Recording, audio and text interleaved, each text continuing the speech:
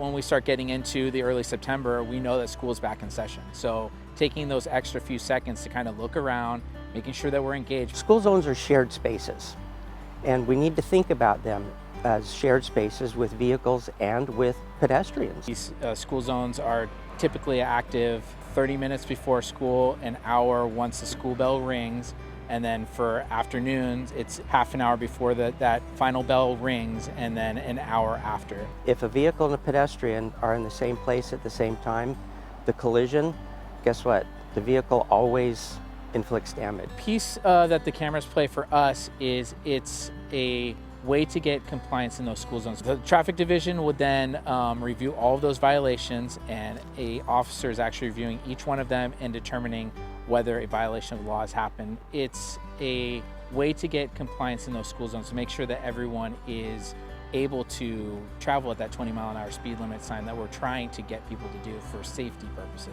And the slower that the vehicle is going, the less damage to that pedestrian. You could potentially, some of these SUVs, you're talking about chest level impacts. And so if we're having people going 30 miles an hour or faster and hitting kids in that area, that's going to be catastrophic to them. It's important that we come out of our autopilot and be fully engaged in the driving task while we're traveling through a school zone. And that